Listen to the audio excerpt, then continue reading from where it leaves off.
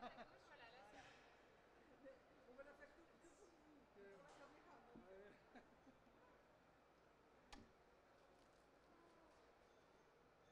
C'est bien, bon courage à vous. Hein. Il paraît qu'on est obligé de faire. Et dites-nous qui vous êtes. Ah, Vous se alors moi présentez. je suis quelqu'un qui représente le CODERPA en fait de D'accord. Dordogne. De où? De Dordogne, Beau pays, ça. oui, n'est-ce pas? Ouais. Et je suis là pour un peu m'informer parce que je travaille sur le schéma gérontologique et il y a des choses qui sont intéressantes. Juste pour la caméra, ça c'est pas possible. J'ai cassé Il une vis. s'appelle plus comme ça d'ailleurs, c'est le plan vieillissement. Ah ouais. Là c'est parfait. Au moins vous êtes là. Moi j'en ai cassé une aussi.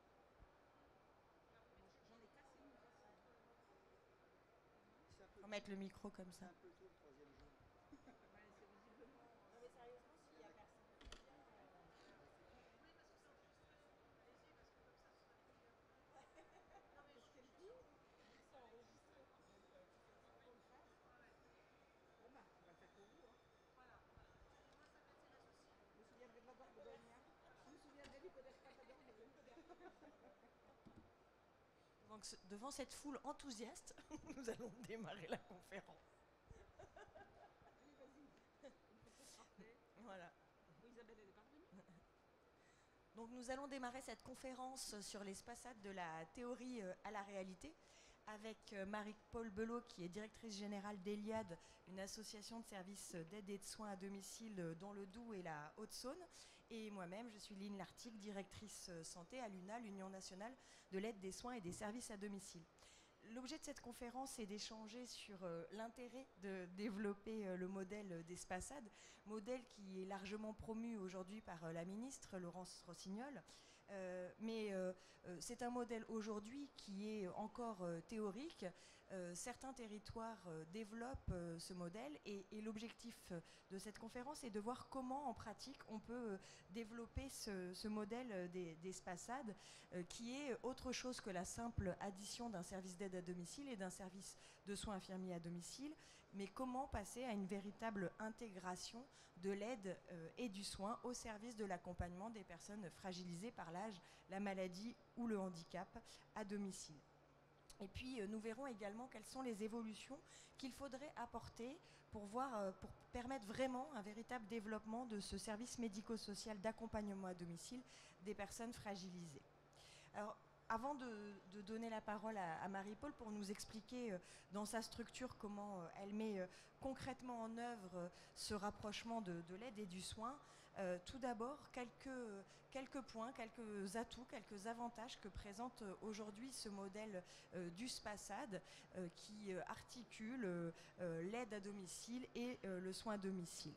Tout d'abord, ce modèle présente un certain nombre d'atouts pour les personnes qui sont accompagnées par les services à domicile en présentant un guichet unique. C'est-à-dire que pour ces personnes-là, au lieu de devoir à la fois aller à la demande pour un accompagnement au quotidien vers un service d'aide à domicile pour l'entretien du logement, la préparation des repas, et vers un service de soins infirmiers à domicile si elle a également besoin d'accompagnement au quotidien pour sa toilette ou de soins infirmiers, le fait de pouvoir aller directement vers un service polyvalent d'aide et de soins, ça lui permet de trouver au sein d'un même service l'ensemble des réponses qui peuvent lui être proposées à domicile en fonction de ses besoins.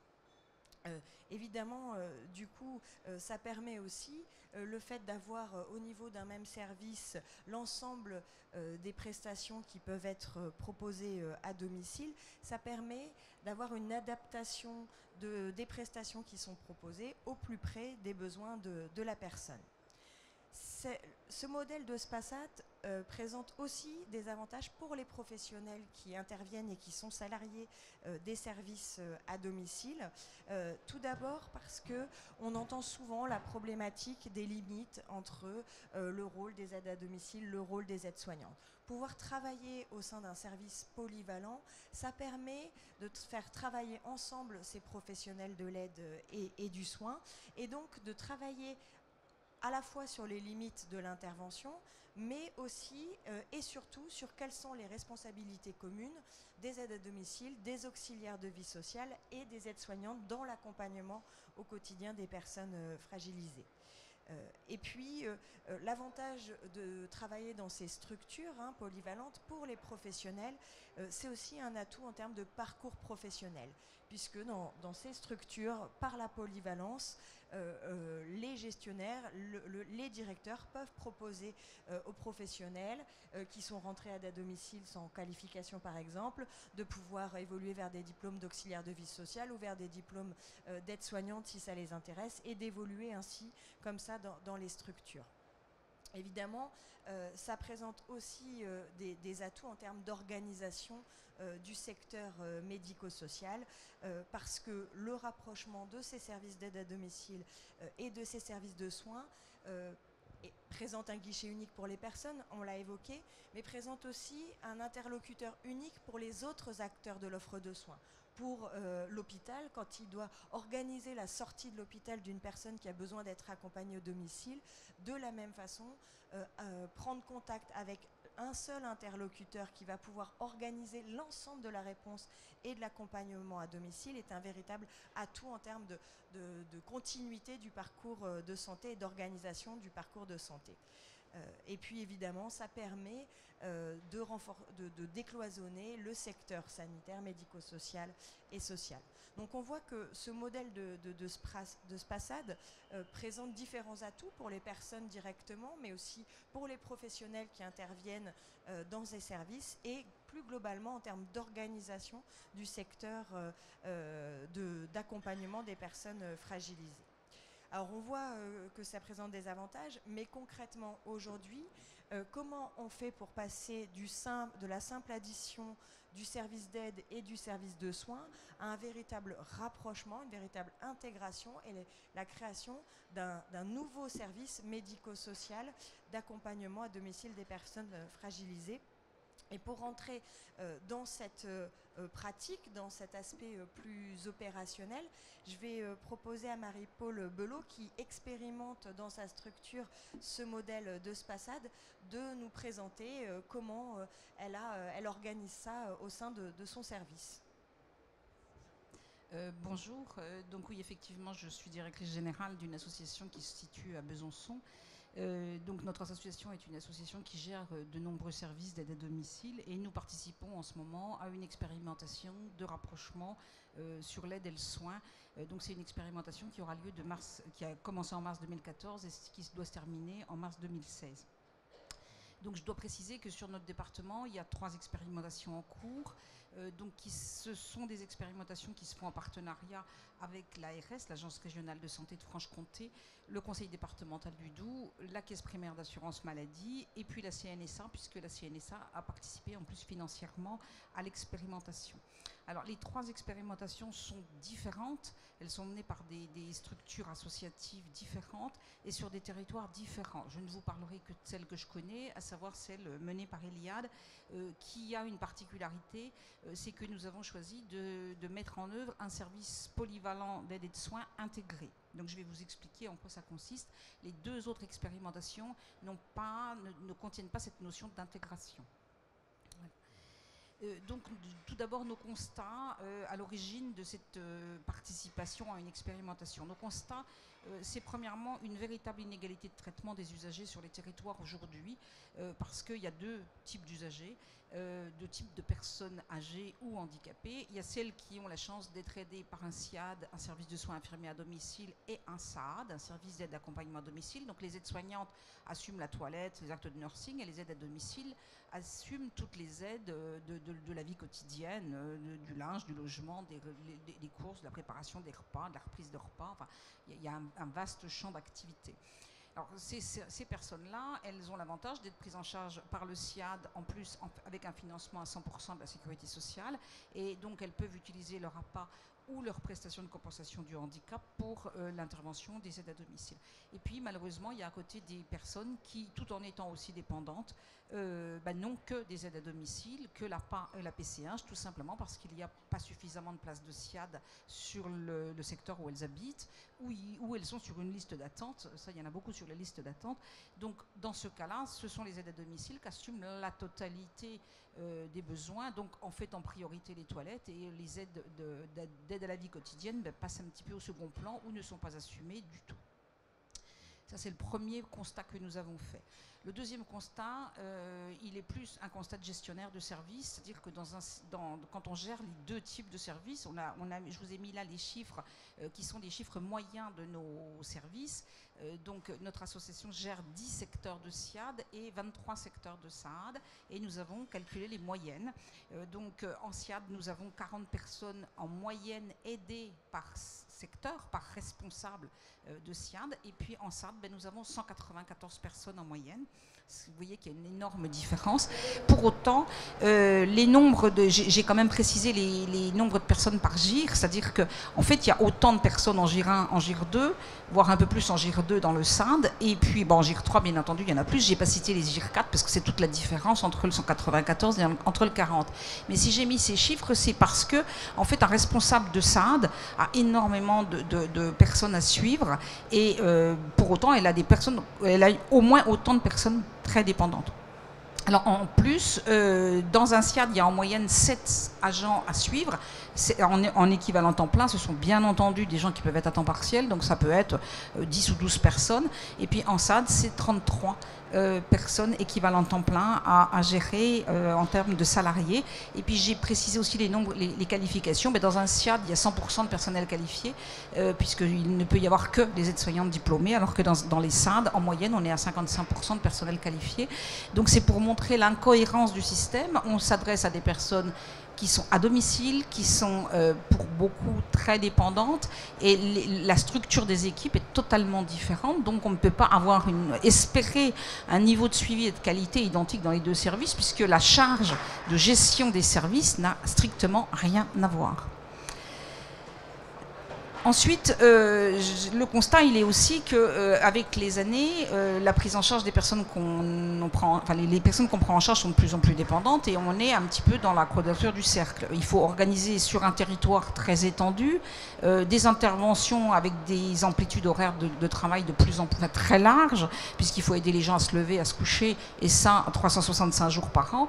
Et puis, il faut faire des interventions coordonnées et de qualité. Pour autant, ça c'est l'objectif, mais pour autant, on nous demande de faire ça en nous appuyant sur des places de SIAD qui sont limitées en nombre, mais qui sont financées sous une forme forfaitaire, et puis avec des heures d'APA et de PCH qui sont, elles, attribuées sur un droit individuel. Il y a une véritable incohérence dans la mise en œuvre du dispositif.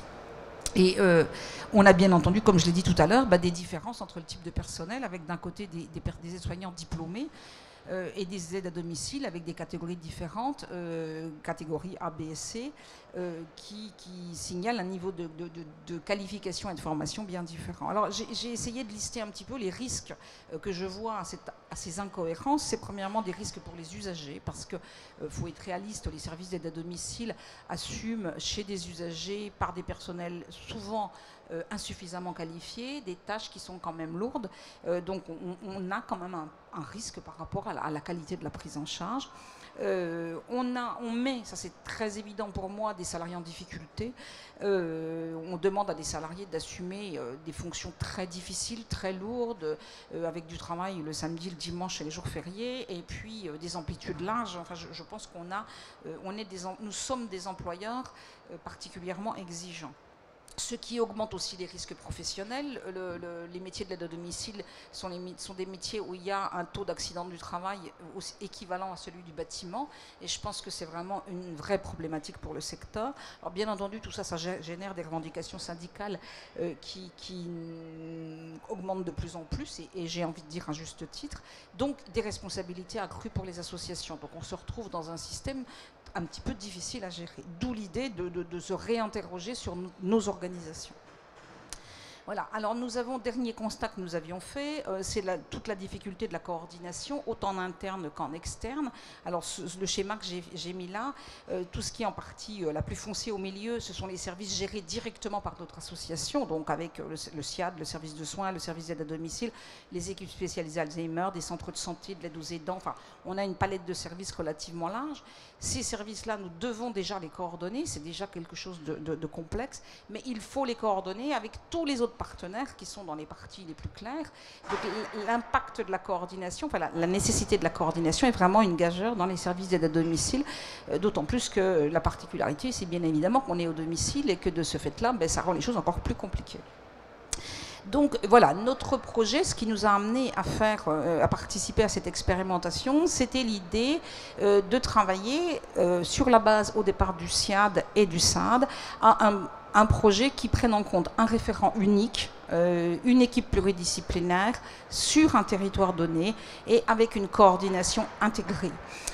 Donc le schéma essaie d'expliciter ça. Donc c'est vraiment la personne qui est aidée, qui a un seul référent, contrairement à la situation actuelle où il y a une infirmière qui est responsable du SIAD et une responsable de secteur qui est responsable de l'aide à domicile.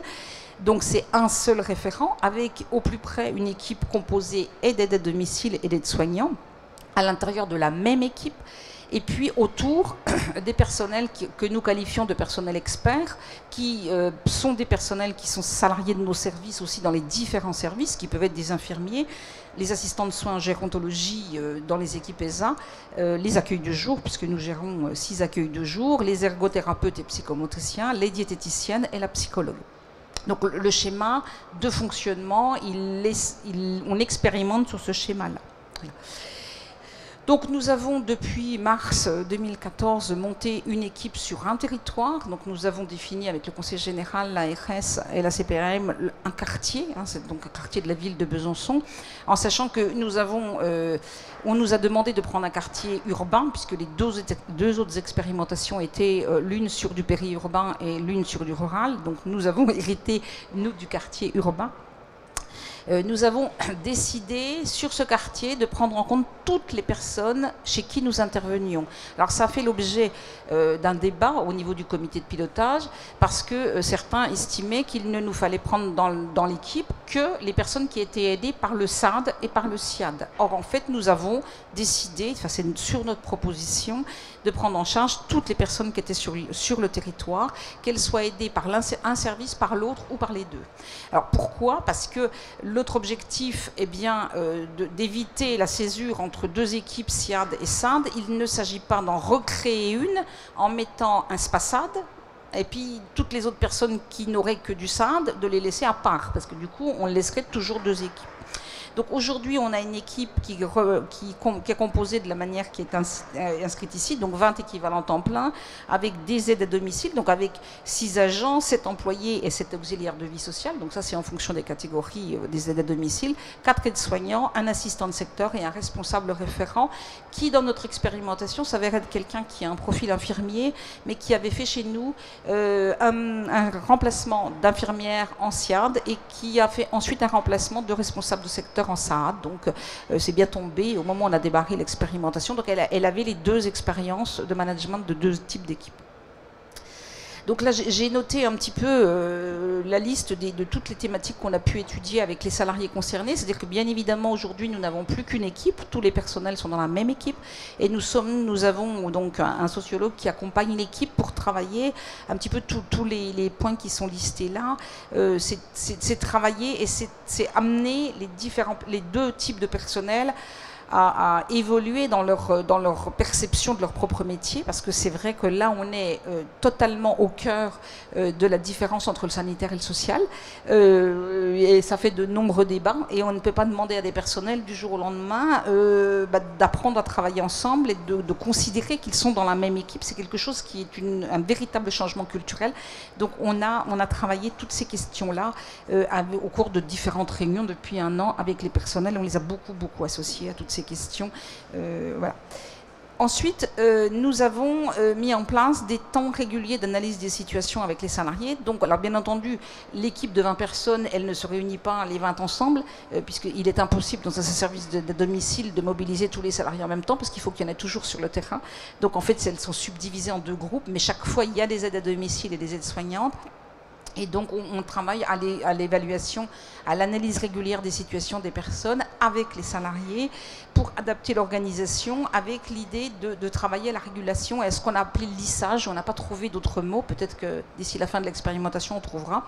Donc, l'idée est de se dire que nous devons améliorer l'organisation. Et là où nous avions chez une personne un passage d'aide-soignante le matin et le soir tous les jours et 2 ou 3 passages d'aide à domicile, d'essayer de faire en sorte de mutualiser les choses et que le matin, quand l'aide-soignante passe, elle peut aussi préparer le petit déjeuner et ça évite un passage d'aide à domicile. Inversement, l'aide-soignante qui passait matin et soir, dans certains cas, on peut faire en sorte qu'elle ne passe que le matin et que le soir, ça soit l'aide à domicile qui fasse la toilette, enfin la 2e toilette de la journée. Mais pendant ce temps-là, l'aide-soignante peut aller chez un autre patient qui jusqu'à maintenant n'avait pas du tout d'aide-soignante. Hein. Donc l'idée est bien de mutualiser pour éviter les inégalités de traitement dont j'ai parlé au début. Donc on a mis des schémas qui essaient d'expliciter comment on travaille ça, c'est-à-dire que bon, les rectangles, les triangles verts c'est le SIAD et le carré c'est bleu c'est le SAD. Donc c'était le avant et après. Donc l'idée c'est de réduire donc le nombre de passages. Pour mutualiser, comme je viens de le dire. 2, ça permet, en réduisant le nombre de passages, d'espérer augmenter les durées, parce que les passages qui durent un quart d'heure, c'est pas satisfaisant ni pour les usagers, ni pour les salariés. Hein, en termes de stress et de tension pour les usagers et pour les salariés, ça pose un vrai problème. Donc l'idée est de vraiment réduire le nombre de passages, de lisser les choses. Donc ça, c'était le premier exemple. On en a fait un deuxième. Donc c'est des situations types où on a cherché à réduire le nombre de passages et de mutualiser un petit peu les efforts des 2 types de professionnels. Voilà. Donc là, j'ai noté aussi un petit peu les expertises que nous avons fait intervenir dans les situations que nous avons prises en charge. Donc, il y a 2 situations où nous avons demandé l'intervention de l'ergothérapeute, 7 où nous avons fait intervenir la psychologue et 5 où nous avons fait intervenir la diététicienne. Donc, c'est l'idée qu'autour d'une équipe dont le cœur est vraiment les aides à domicile, les aides soignantes, on puisse ponctuellement, en fonction des situations, faire intervenir des experts. Voilà. Et puis le développement des partenariats, c'est le projet aussi recherché. Alors bien entendu, tous ces partenaires-là sont des partenaires avec lesquels on travaille habituellement, mais notre idée, c'est que en réduisant les équipes, en ayant un responsable pour une équipe plus restreinte, de développer plus des partenariats et d'aller plus loin dans le partenariat avec ces équipes-là, parce que quand on est au domicile, il faut qu'on travaille avec énormément de gens. Donc là, je vous ai listé un petit peu les points que nous avons envisagés pour faire l'évaluation du dispositif. Donc, bien entendu, les données ne sont pas encore remplies. Donc, premièrement, c'est une évaluation qui va toucher sur la population elle-même. Donc, bien évidemment, le GMP, hein, AT0 et AT1, on pourrait mettre AT2 à la fin. C'est l'EMP. Donc, l'EMP, c'est un petit peu un concept qu'on a travaillé avec l'UNA. Donc, c'est l'environnement moyen partagé. Donc, c'est de travailler sur la question de l'environnement, parce qu'à domicile, le GMP est fondamental, mais ça n'est qu'une partie de la donnée, parce que je peux témoigner que c'est parfois bien plus simple de s'occuper d'une personne en GIR 1 quand elle est à domicile chez ses enfants ou très entourée, que de s'occuper d'une personne en GIR 3 qui est très isolée et en plus un peu désorientée. Donc la question est de bien mesurer, donc on a travaillé avec l'UNA, un système de mesure de l'entourage des personnes pour mesurer comment les gens sont entourés pour pouvoir croiser ces 2 données-là. Alors, bien entendu, il y a des questions quantitatives sur le nombre de personnes prises en charge avec les 2 types d'intervenants. Donc, est-ce qu'on a pu, grâce à l'expérimentation, faire évoluer et faire intervenir plus d'aides-soignantes en particulier, chez plus de gens, chez plus de personnes? Alors, les taux d'hospitalisation en urgence, les durées de présence par GIR à l'intérieur du service, ça concerne la population aidée. Ensuite, il y a des données qui concernent les salariés, donc c'est sur le nombre de réunions de concertation, les nombres de kilomètres parcourus. Bon, ça c'est un peu théorique parce qu'on est sur un quartier ville, donc on n'aura pas cette donnée-là en fait. On a les taux d'absentéisme et les taux d'accident du travail, parce que ça c'est vraiment une donnée pour nous fondamentale dans l'aide à domicile, c'est un des éléments majeurs de nos difficultés. Donc on voudrait voir si le fait de créer des plus petites équipes où les gens se connaissent mieux, se rencontrent mieux, ou se travaillent plus ensemble, on arrive à faire baisser un petit peu l'absentéisme et le taux d'accident de travail. Ensuite, il y a toutes les questions qui touchent plus généralement la société, donc c'est la charge en soins et la consommation médicamenteuse. Donc pour ces données-là, on a commencé à établir, bon c'est un début de tableau, parce que c'est très très compliqué à analyser. Le premier, c'est la charge en soins mensuelle par notre propre service, donc ça c'est facile, parce que comme nous sommes SIAD, nous sommes en capacité de mesurer la charge en soins que nous avons sur les publics que nous prenons en SIAD. Par contre, il nous faut aussi mesurer la charge en soins pour les honoraires des médecins, les actes médicaux, les auxiliaires médicaux, les soins et les produits de santé et les séjours hospitaliers. Donc ça, c'est des chiffrages que nous devons avoir par la CPAM. Donc nous avons les chiffrages de l'année 2013 et nous attendons les chiffrages de l'année 2014. L'idée est de suivre sur ce nombre de personnes. Quel est l'impact éventuel de notre intervention sur ces coûts? Alors les difficultés que nous rencontrons, on est en milieu d'expérimentation, bon, c'est pas une difficulté, mais c'est un constat, il y a besoin de temps pour faire évoluer les pratiques et de faire évoluer les mentalités. Bon, l'équipe qui participe à cette expérimentation-là n'est constituée que de gens qui ont été volontaires, hein. Il n'y a pas eu d'obligation, et comme on était dans un quartier-ville, si une personne qui était en poste n'avait pas voulu, elle pouvait aller dans une autre équipe. Donc on n'a pas trop de soucis de ce côté-là, et globalement, on a plutôt une bonne accroche de la part des salariés, mais c'est vrai que c'est surtout compliqué de faire imaginer à des aides à domicile qu'elles peuvent être sur pied d'égalité avec des aides-soignantes. Ça, c'est vraiment une véritable difficulté, mais je pense qu'on est en train de faire évoluer les choses. Alors aujourd'hui, à mi-parcours, on s'aperçoit qu'on a un échantillon trop réduit, parce que 120 personnes, pour mesurer les impacts de notre expérimentation, ça va être trop réduit. Donc et en plus, le choix du quartier qui a été fait est un quartier un petit peu complexe. C'est un quartier où il y a beaucoup de populations étrangères, et où on a des salariés qui sont pour beaucoup des salariés mères célibataires. Enfin, c'est sans doute pas le quartier le plus simple que nous avons, dont nous avons hérité. Donc ça complique sans doute un petit peu les choses. Alors nous avons proposé au comité de pilotage une extension de l'expérimentation sur un autre territoire, hein, pour avoir 2 zones d'expérimentation. Donc je pense qu'on va le mettre en œuvre sans doute à l'automne.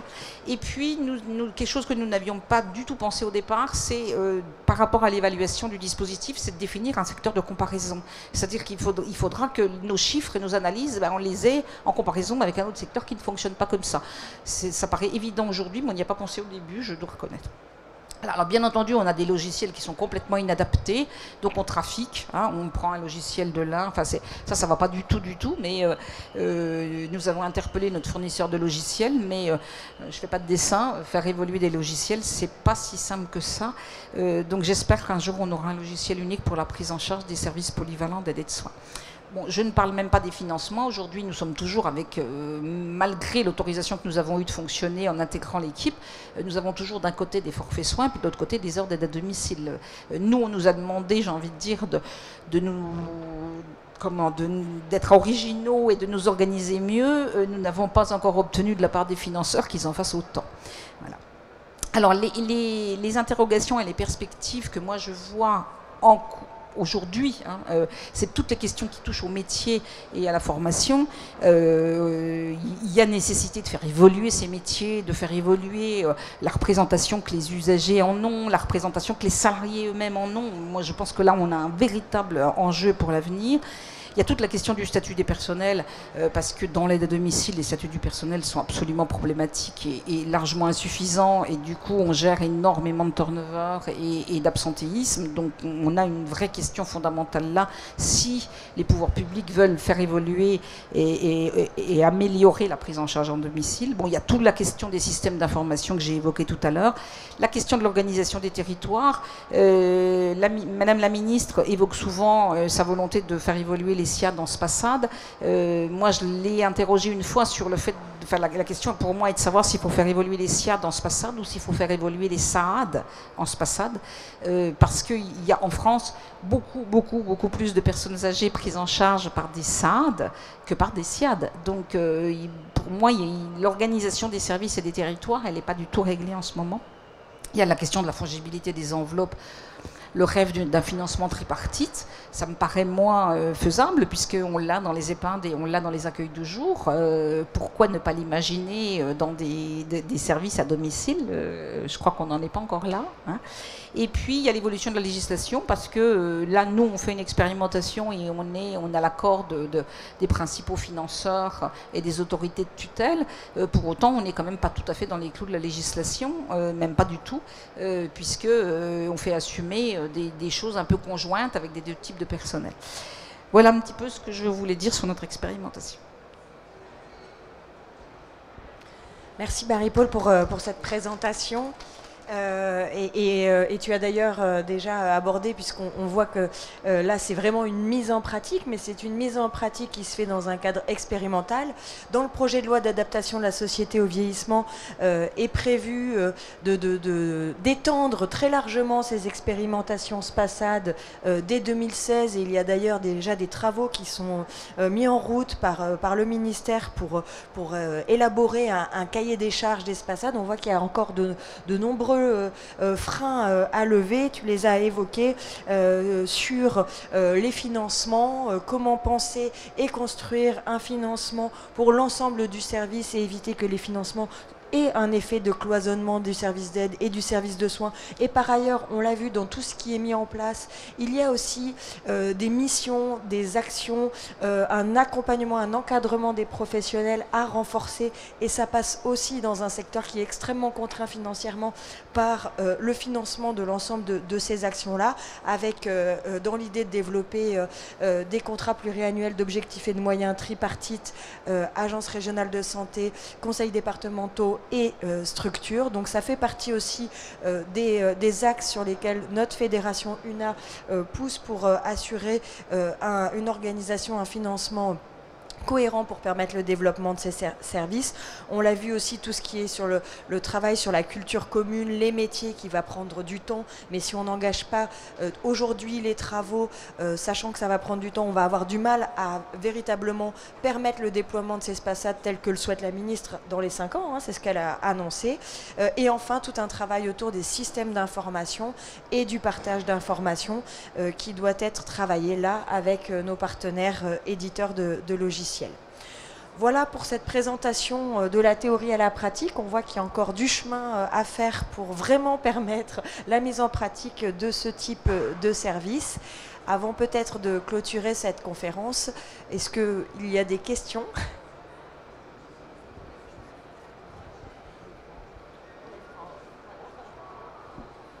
Il y a une question.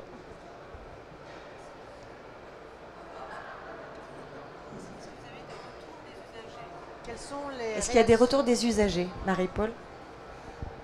Alors, on a plutôt des bons retours des usagers. Hein. On a travaillé avec j'ai évoqué le sociologue avec lequel il travaille avec les personnels, et il y a aussi eu une interrogation des usagers. Donc pour le moment, on a plutôt un bon retour, mais notre problème, c'est qu'on a un échantillon qui est trop faible, quoi, pour pouvoir vraiment analyser les choses. On a plutôt un bon retour des salariés et on a plutôt un bon retour des usagers, mais c'est vraiment sur un très petit groupe, quoi. Donc on ne peut pas en tirer des conséquences, quoi. Voilà. Il y a eu des expérimentations dans d'autres endroits. Est-ce que vous êtes rapproché aussi de cette expérience des autres? Est-ce que vous croisez vos alors, retours il y a d'autres expérimentations. Je n'en connais pas d'autres qui ont fait une expérimentation d'intégration. C'est-à-dire que dans le Doubs, il y a 2 autres expérimentations, donc que je connais très bien, hein, mais qui sont plutôt des expérimentations qui maintiennent les 2 services dans une entité séparée, avec un travail autour de la coordination entre les 2 services. Donc, c'est pas du tout le même type de projet, quoi. Alors moi, je sais qu'au niveau de l'UNA, il y a des SPASAD. Je connais pas d'autres services qui ont fait l'option intégration. On est un petit peu, quand nous on a fait cette proposition-là au Conseil général et à l'ARS, ça a été l'objet de nombreux débats parce que c'était un petit peu révolutionnaire, quoi, hein. Moi, ça me paraît très simple, très logique, mais c'est vrai qu'on touche à la césure entre le sanitaire et le social, et que ça, c'est quand on a expliqué notre projet, ça a été un petit peu compliqué, quoi, parce que les autorités de financement n'étaient pas dans cette idée-là, quoi, hein. Donc on a obtenu de le faire, parce qu'on a sans doute une bonne reconnaissance locale, mais c'est pas si simple que ça. Donc je ne connais pas d'autres expérimentations du même type que la nôtre. Il y a au sein du réseau UNA d'autres structures qui tentent de développer ce modèle d'espacade en vraiment renforçant le lien entre l'aide et le soin, les professionnels de l'aide et du soin, mais pas dans le même modèle en effet que ce que propose Eliade, mais en visant à aller plus loin que la seule coordination du service d'aide et du service de soins, véritablement en intégrant les deux services. Mais c'est vrai que vraiment constituer une équipe unique telle que Eliade l'expérimente, c'est compliqué parce que aujourd'hui, sur le plan réglementaire, ça n'est pas complètement possible. Et donc, c'est vrai que là, c'est possible parce que c'est une expérimentation avec l'aval des tutelles. Sur les autres territoires, c'est encore des choses qu'il faut qu'on développe et qu'on renforce. Je peux peut-être préciser une chose, c'est que la question fondamentale pour arriver à faire une équipe intégrée, ça touche à qui doit gérer cette équipe. Donc entre le sanitaire et le social, c'est toujours un débat, et pour beaucoup de personnes qui travaillent sur la coordination, on a quand même, les gens ont quand même tendance à penser qu'il faut absolument une infirmière à la tête de l'équipe. Et ça, c'est une vraie question. Pour moi, c'est pas nécessaire qu'il y ait une infirmière. Il est évident pour moi qu'il faut qu'il y ait une infirmière qui apporte une expertise par rapport à la prise en charge des patients. Pour autant, cette infirmière experte n'est pas obligatoirement celle qui doit gérer l'équipe. Parce que je pense que gérer une équipe demande des compétences de management, d'organisation, d'animation, et que ce n'est pas du tout obligatoirement inhérent à la profession des infirmières. Donc il y a une vraie question de fond là-dessus, sur la prédominance qu'on donne au sanitaire ou au social. Est-ce qu'à la tête de l'équipe, on met une infirmière ou est-ce qu'on met un travailleur social? Moi, je réponds, le problème n'est pas là, le problème est de mettre à la tête de l'équipe quelqu'un qui a des compétences de management d'équipe. Après, qu'on ait besoin d'expertise infirmière ou besoin d'expertise travailleur social, c'est tout à fait autre chose. Voilà. Donc c'est aussi pour pouvoir aller jusqu'à l'expérimentation d'une équipe intégrée, il faut avoir réglé cette question-là. Et cette question-là, elle est loin d'être réglée. Voilà. Merci à tous d'avoir participé à cette conférence sur l'espacade de la théorie à la réalité. Bon salon et bonne journée.